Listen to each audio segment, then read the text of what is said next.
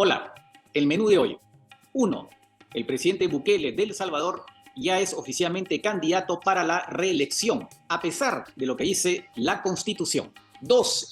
Se intensifica la pugna por el litio en el mundo. Finalmente, en nuestra sección es bueno saber más sobre Sudán del Sur, el país más joven del mundo que está celebrando su fiesta nacional. Hablemos del Mundo es auspiciado por Teje Láser Oftálmica. Teje Láser Oftálmica, comprometidos con tu visión. Dicen que vivimos en una dictadura. Yo quiero aprovechar, ya que tenemos más de 300 medios internacionales en el día de hoy, para que salgan a la calle y le pregunten a la gente al azar, en la calle, el que está vendiendo, el que va caminando. Pregúntenle a quien quiera.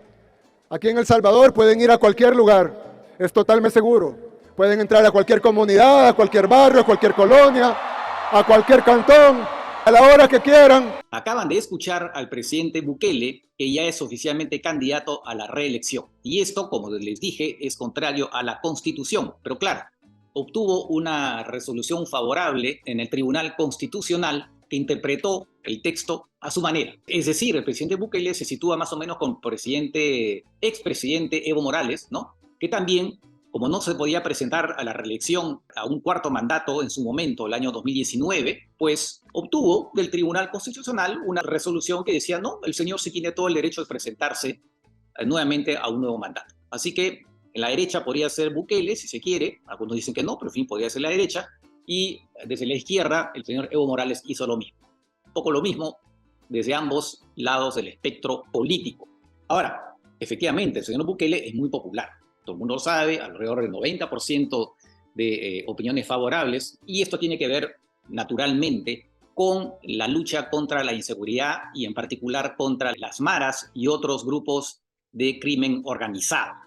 La gente está feliz, más allá de las críticas de los organismos de derechos humanos que dicen que en esta lucha pues se están cometiendo una serie de abusos y atrocidades. Pero además el señor Bukele también es popular porque está, digamos, haciendo una serie de obras, un hospital que construyó en tiempo récord, en la época de la pandemia, y ahora con el deporte, juega mucho con el deporte, ¿no? Acaba de inaugurar unos Juegos de América Central y esto también lo está utilizando como parte de manejo de su popularidad. Algún periodista de la agencia Associated Press comparó a Bukele con los líderes Mussolini y Hitler que también utilizaron el deporte para levantar su figura. Bukele ha contestado diciendo que cómo es posible que lo compare pues a estos dos líderes. Pero bueno, la gente está contenta. Entonces, claro, sin duda, el presidente Bukele va a ganar las elecciones. Ahora, Bukele ha dicho que él no es un dictador, pero veamos algunos puntos, ¿no? Antes de que tuviera la mayoría en el Parlamento, él quería adoptar unas leyes que tenían que ver precisamente contra la inseguridad. Y como el Parlamento en ese momento no estaba controlado por su partido Nuevas Ideas y por lo tanto no adoptaba las normas que él quería, se le ocurrió simplemente entrar al Parlamento con el ejército. Y dijo, les exijo a ustedes que adopten las normas que yo quiero. Al final el señor aparentemente se puso a rezar, se ven unas imágenes y dijo, Dios me ha dicho que por ahora los deje, ¿no? Que por ahora los deje y por lo tanto me retiro. Normalmente tras un episodio como ese ha debido ser destituido, pero claro, ya para entonces Bukele ya era popular y es posible que no se haya podido finalmente reunir las mayorías para que pudiera ser destituido. Entonces eso obviamente te indica más o menos por dónde va el señor en términos de respeto de las instituciones. Y bueno, en lo que se refiere a la libertad de expresión, pues hay un portal muy famoso llamado El Faro que está especializado en particular en denunciar actos de corrupción. Pues ahora los periodistas de ese portal han tenido que salir del país por la hostilización desde el régimen, ¿no? Y ahora están trabajando fuera del país, por lo menos la gran mayoría de ellos. Y hace poco nomás, en la feria del libro en Guatemala, el señor Bukele ha obtenido que Guatemala ordenara el retiro de un libro de una salvadoreña que criticaba a su gobierno. Entonces, estamos viendo que el señor, por lo menos en términos de libertad de expresión, tampoco pues, es la persona más democrática del mundo. Lo que pasa es que la gente está contenta. Es la verdad. La gente dice, bueno, pues en el fondo, bueno, si el señor es dictador, ya pues, no importa. Pero que el señor es un dictador, en todo caso, yendo cada vez más hacia un régimen dictatorial, creo que de eso no cabe la menor duda, ¿no? Lo que pasa es que en realidad lo que está pasando en El Salvador es un llamado a atención para todos los demás países. Porque finalmente, si las democracias frágiles, ¿no? Y precarias que tenemos no son capaces de luchar contra el crimen organizado, pues van a surgir efectivamente propuestas como la del señor Bukele, que pueden ser efectivas hasta cierto punto, pero que tienen todos los inconvenientes que he mencionado. Pasamos ahora a la guerra, o la pugna, si se prefiere, del litio. Como ustedes saben, el litio es un metal indispensable para la lucha contra el cambio climático, ¿no? ¿Y eso por qué? Porque es un componente esencial para la fabricación de baterías de los autos eléctricos.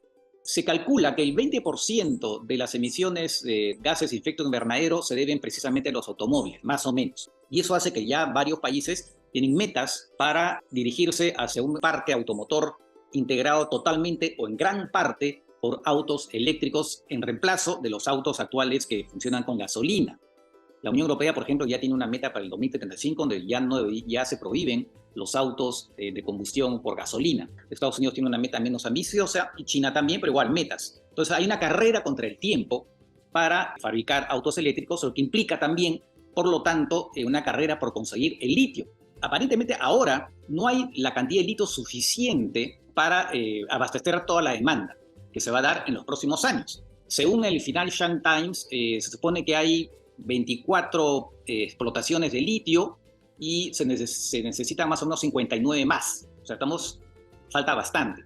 El litio se explota de dos maneras o tiene dos fuentes, si se quiere. Los salares y, por otro lado, en la roca que está en minas que tienen que ser explotadas. Lo interesante en lo que se refiere a América Latina es que el 60% de las reservas, por lo menos de las que se sabe, de litio en el mundo, están en este famoso triángulo del sur, que es Argentina, Chile y Bolivia. Ahora, ¿cómo han avanzado estos países precisamente en la producción de litio? El más avanzado definitivamente es Chile, que produce el 25% a nivel mundial con sus salares, ¿no? Porque tanto Bolivia, Chile y Argentina tienen básicamente litio de los salares. Y Argentina, que está con la producción alrededor del 6%. Australia es el primer productor, por cierto, con un 52%. ¿Qué pasa con Bolivia? Bolivia se supone que tiene las mayores reservas del mundo de litio en sus salares, pero está prácticamente en nada, no ha avanzado nada.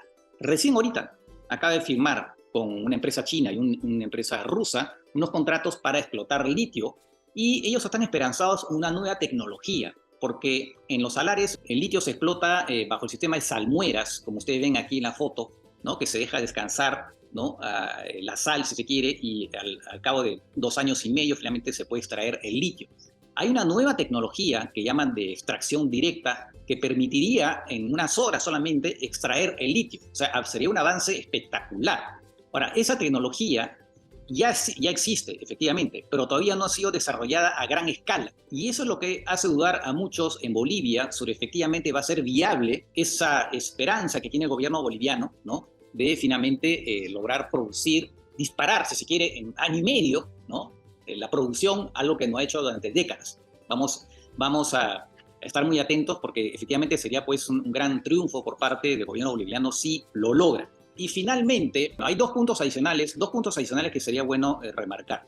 Lo que de alguna manera está haciendo que no sea tan rápida la producción de litio, ¿no? La explotación de litio, en parte, según dicen los especialistas, es por el precio del litio. Es verdad que se ha disparado de manera espectacular, ¿eh? Ha pasado de 10.000 hace 4 años, pasó a 70.000 hace unos meses, pero ¿qué ha pasado? De pronto ha bajado nuevamente a 40.000.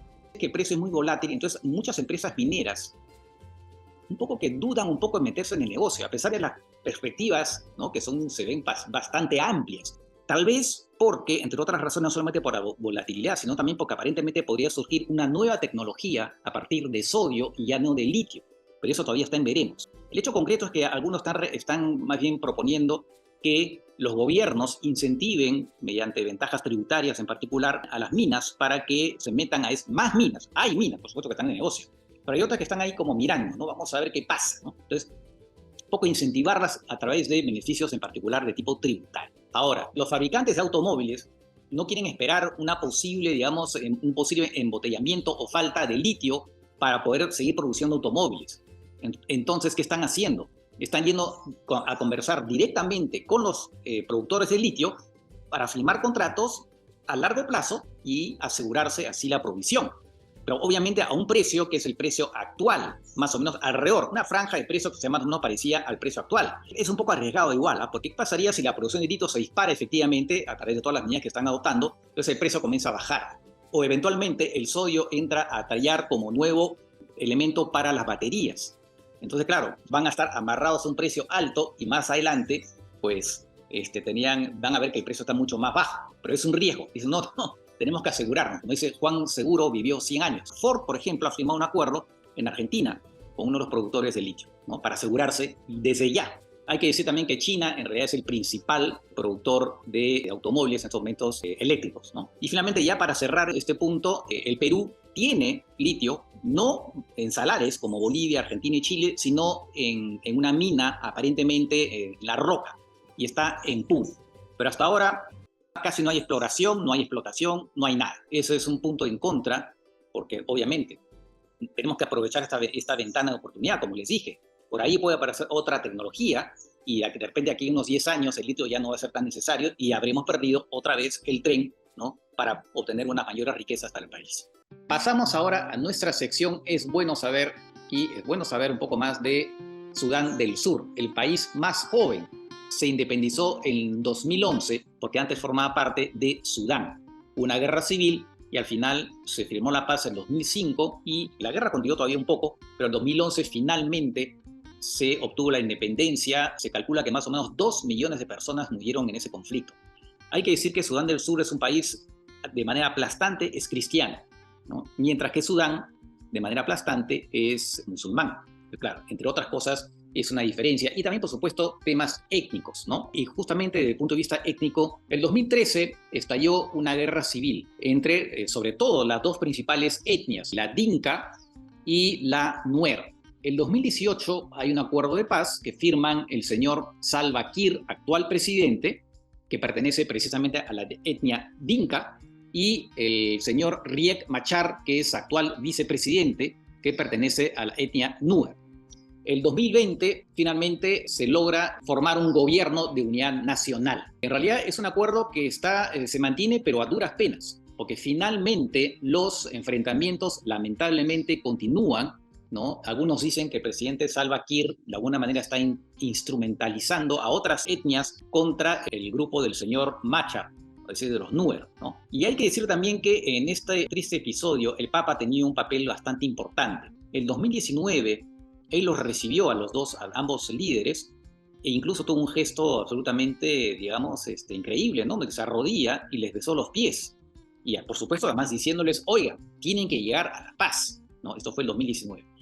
Y este año, en febrero de este año, el Papa estuvo en ese país y también de manera muy firme, en este caso, les dijo, oigan, la paz tiene que funcionar. Entonces, claro, hay un acuerdo, pero es una paz muy, pero muy frágil. Hay que decir que este país además sufre otro tipo de calamidades, ¿no? Porque tiene inundaciones, sequías, también en este momento con la guerra que se está dando en Sudán, una guerra civil en Sudán, pues hay refugiados que están yendo a Sudán del Sur y eso evidentemente también genera tensiones. Además, es un país que obviamente muy pobre, pero que tiene una riqueza en particular que es el petróleo, ¿no? Pero claro, con estos problemas, las estadísticas económicas, pues no les he dado ahora estadísticas económicas porque es un país con un estado casi fallido. Lo que sí se puede decir, un poco para cerrar, es que es un país que tiene una superficie de 644.329 kilómetros cuadrados, es decir, la mitad más o menos del Perú, y con una población de alrededor de 11 millones. Así que es este país joven, como les digo, que está en una situación muy complicada. Pero para que no todo sea negativo, hablemos de algo positivo. En particular de un escritor joven, el Mayok Tulba, que está teniendo bastante éxito, ha publicado una primera novela y ya se espera su segunda novela. Así que bueno, no siempre todo es negativo, pero a ese país efectivamente le falta muchísimo, y por lo menos para ser un estado viable. Así terminamos y nos reencontramos entonces en la próxima edición. Chau, chau.